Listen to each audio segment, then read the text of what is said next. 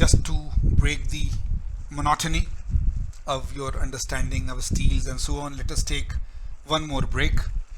Usually if we are in the class we take it only once, but this is online, so I am taking this liberty of taking one more.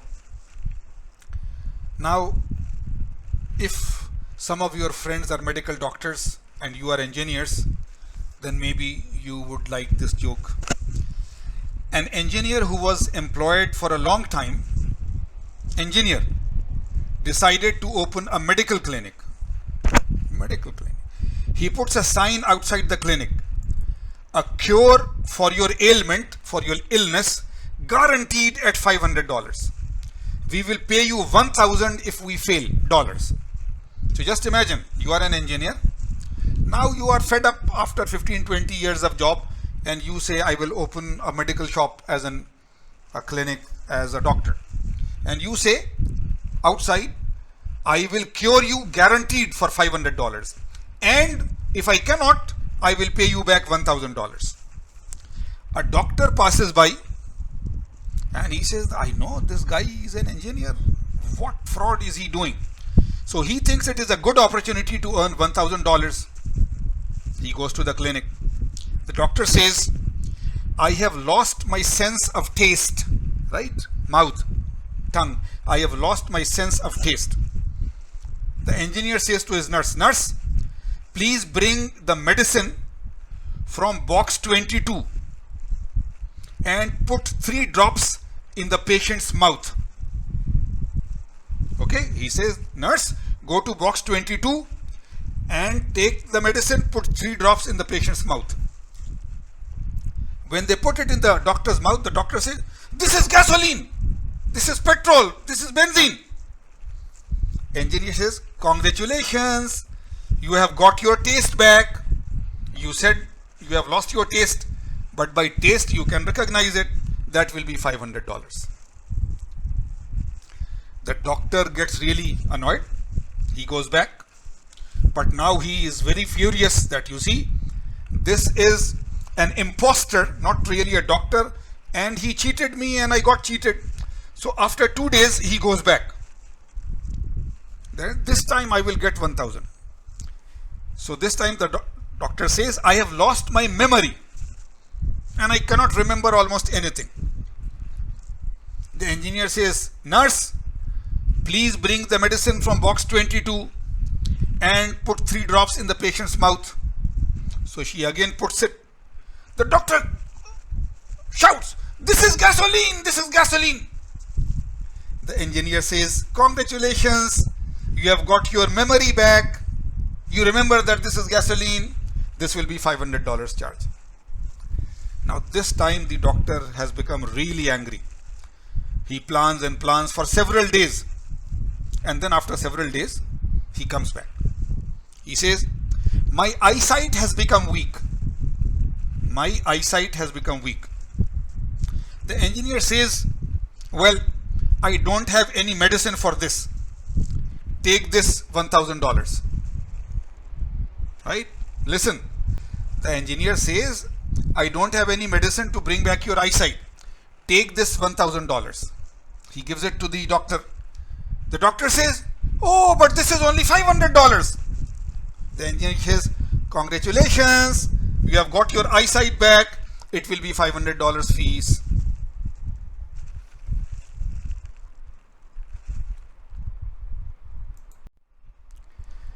Just before the break, we were discussing this problem with you, and hopefully, as I always request you, you have done your level best and you already have the solution with you in your mind before we start, right? So let us now see.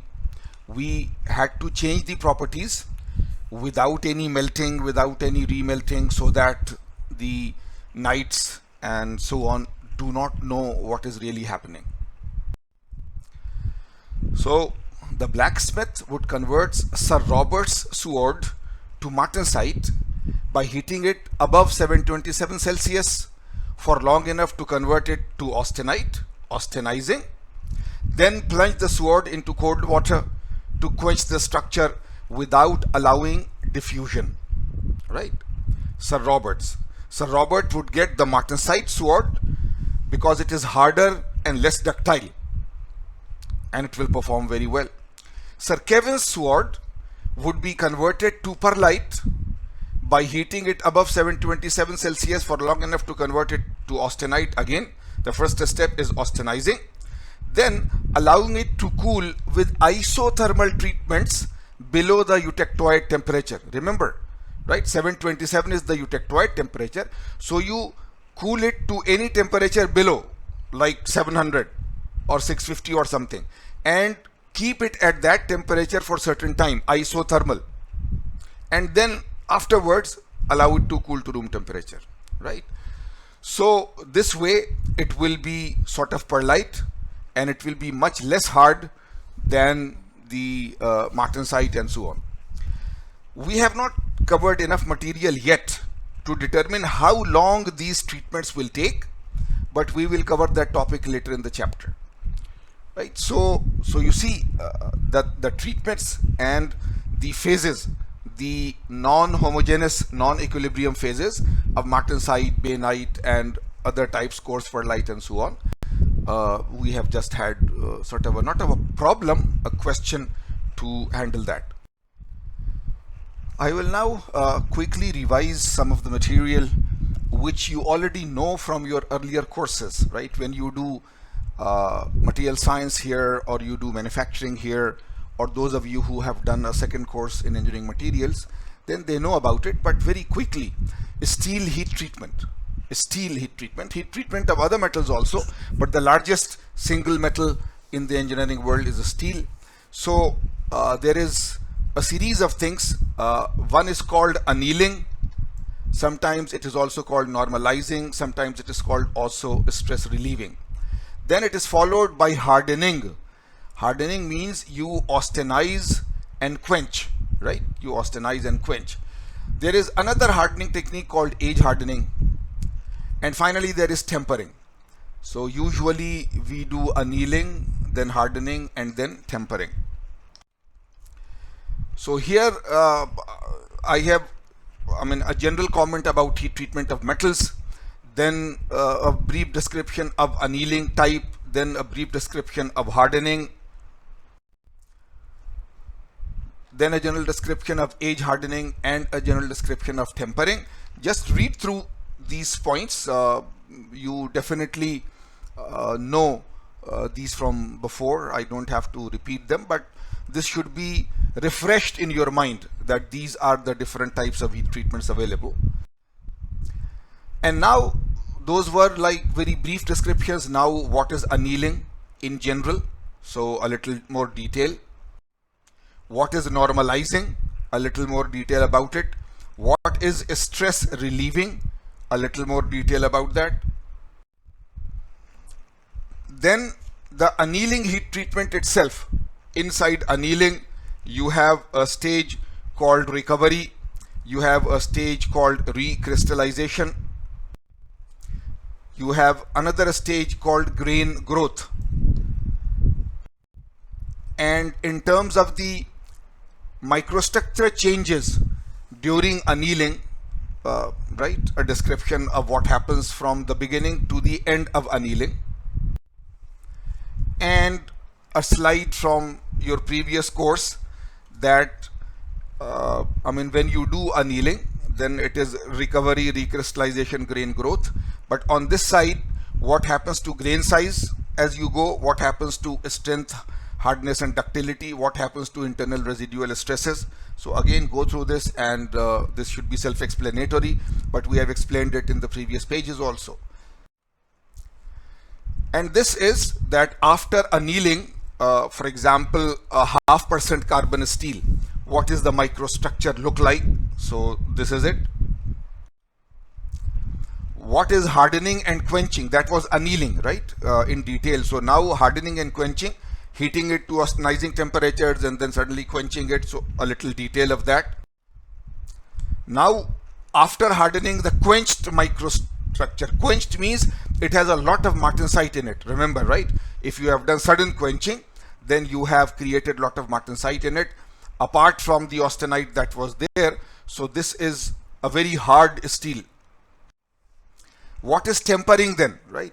In annealing, you removed these stresses, but it became soft.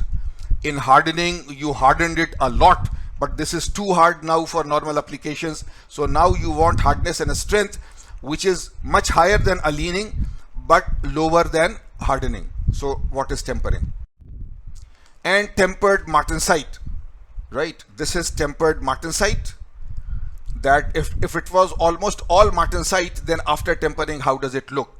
And if it was ASI 1045 steel, one type of steel, then after hardening, then you tempered it again, right? So now it looks like this.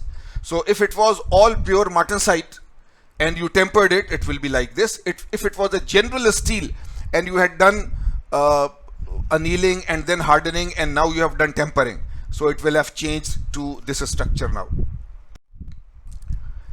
So this was a quick recap of the heat treatment types that we do generally on steel. So please, I have gone through it quickly because you have done it in other courses. I have written these descriptions, but some descriptions are there in the book.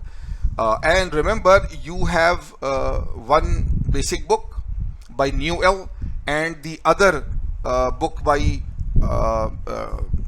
Callister on material science. So in Callister also you can go to the index and see where is heat treatments and so on. So those two basic books are there, these lecture notes are there. They should be enough for you to revise all the material about heat treatments and so on. But then you can always go to the net and type tempering and this and that, and you can get other examples. Now this portion again, which we are starting now, is study of microstructure. A study of microstructure. This is again a repeat. We have done it in several courses, basic course in material science and manufacturing and so on. So I will just slide through these slides and you go through them yourself again. What is microstructure? You know that everything has a crystal structure. So if you go to the micro level, you are looking at high magnification under the microscope, and you want to see the crystal structure. So this is called microstructure. And I am showing you some examples that when you do the full process of studying it under the microstructure, then different times for different metals and different conditions, you get this. But each time you can see the grains, right? Each time you can see the grains, and you can count the number of grains in 1 square inch and so on, and therefore other things you can find out. What is an optical microscope? Very clear, it is a microscope. It is given a name of optical microscope. There is a set of lenses and so on inside it, and by changing the lenses or changing the lens settings, you can go to a magnification of 100 or 200 or 500. The digital electron microscope that we have in the department can go up to 1000 magnification, which is huge, right? When you take this thing and study metals under it, then the field is called metallography. Metallography, because you are doing micrographs of metals, right? You are doing micrographs, right? Photographs at microstructure level of metals. So this field is called metallography. So just read through it again. And I am showing you, right, a standard optical microscope or a digital optical microscope. If it is an advanced version, then it is directly connected to a computer and you can save all the images there, and you can even use some software installed on the computer to analyze the images and so on. So with that, now back to the chapter of metals, right? A little digression in metals of what is heat treatment, and because the heat treatment and so on will change the microstructure, so how do you study the microstructure? And you have done experiments on that. So back to alloy steels. So again, we know, right, alloys we have described, and now steels are carbon and iron alloys, right? So we will continue to do focus now on one type of alloys, right? The general thing was metals in general, alloys in general, now only steels for some time.